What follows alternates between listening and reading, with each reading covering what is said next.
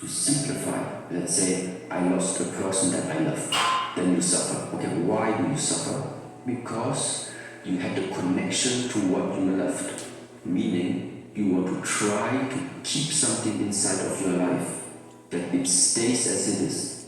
But this is not the nature of things anymore. In this complete universe, things don't stay as they are.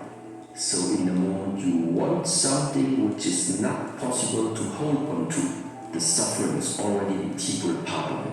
It's not a problem to have a relationship. It's not a problem to have a partner. It's not a problem to have a nice car. The problem is you get attached to it. The attachment is the problem, or is the issue that is going to bring you the suffering afterwards.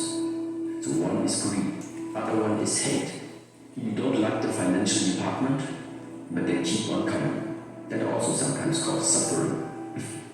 But things you cannot change. So it means in the moment, every time you have any type of aversion, any type of hate against something, and it still comes, this is also like one reason for the suffering. And the third one is like the ignorance. Ignorance meaning sometimes we do actions, we don't know what the future will bring, but still we do them. And then somehow, because of the karma, because of the consequence, it's still going to come back to us, causing us some suffering. The third noble truth is when the reasons for the suffering end, greed, hate, ignorance, when this falls away, no more greed, no more hate, no more ignorance, if this falls away, the suffering falls away. So that means there is an end, there is a way how to end the suffering. This is the number 3. And the fourth one is the so-called Noble Eightfold Path. It's 8 steps, 8 areas of each human's life to pay attention on and always try to improve these 8 areas. This is then a step-by-step instruction how this personal suffering starts to decrease and decrease. And this is called the Noble Eightfold Path. How do you handle death and grief and loss of loved ones? A very practical way, I would say, is to manifest a small altar. If you go to the cemetery, normally you also have sometimes a stone or with a picture of the beloved one. But just something like this is not at the cemetery. We have it in our tradition, we have it like on this wall, for example. It's just a picture of your father, a picture of your mother, and in front of it either a candle, some flowers next to it. And just for example, every year on the day, either on the birthday or on the day when they were still like here on the earth, we just think about them. You invest your lifetime to stand in front of that picture of the beloved one and still try to spend your lifetime on the thought of that person. This is the realest thing you can still do to connect even with a person that is not physically here on this world with us anymore. That's why we have these type of altars. I cannot stop my beloved ones sooner or later from passing, but I can keep them. I can still keep them as a ritual in my daily life when I go on. So this is the way how also for us we can limit a little bit grief. Then of course also merge together with the teachings, let's say like this. Do you cry? It happens from time to time. It has become rare. This is true. It has become rare. Maybe it's hard to say, but I think one of the biggest losses so far in my life actually was the loss of my father. Sorry to hear that. Yes. Now that there came one, I just call it's not a problem, but in our tradition it's like this. When my father, he died because of cancer. When he was lying there in the bed, of course he saw that the family was sad. But my father told me while he was lying there, if I pass away, don't cry, he told me. Don't cry. So the reason why is like this.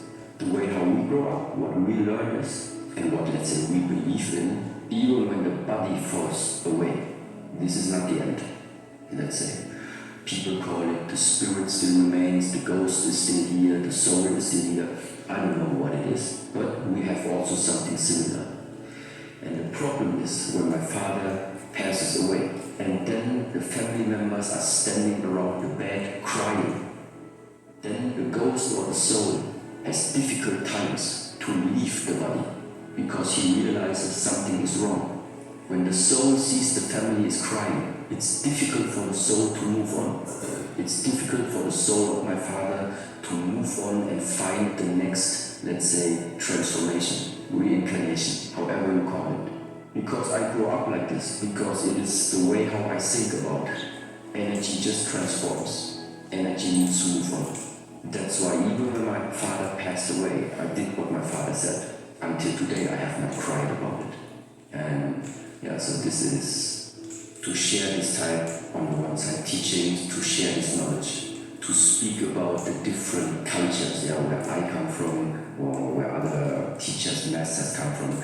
This is not about trying to change anybody else's culture or what they believe in. It's just about offering a free alternative. Why is it free? Because it's just based on the mind. Because it's based on how you look in the world, what your perspective on the world is. This is what all these traditions are offering to you, which means you can keep everything that you have until right now learned already. You just add up maybe. Look into a different perspective. How else can I look into this world? How do other humans in this world realize it?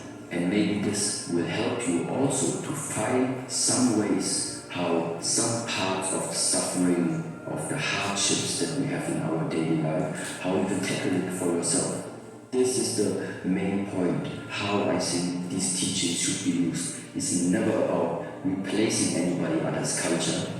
It is just, there are some methods, there are some insights. When you ask yourself also, you will come to the same conclusion. Doesn't matter if you call it Buddhism or not. That's why I say Buddhism has nothing to do if you believe or not. Just observe yourself, go deep inside yourself and ask yourself this question. Look out, and then you see for yourself, when was the last time you witnessed a 24-hour sunshine? It's not happening, at least not in the UK.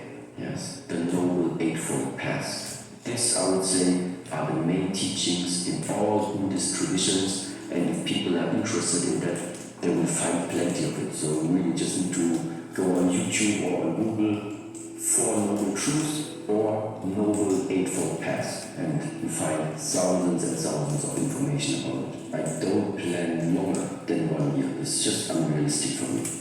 As I realized in the way of life, how the last years started developing, to even see half a year in front of me, I would have been always around, let's say like this. It's not that I planned something and then I try to make it possible.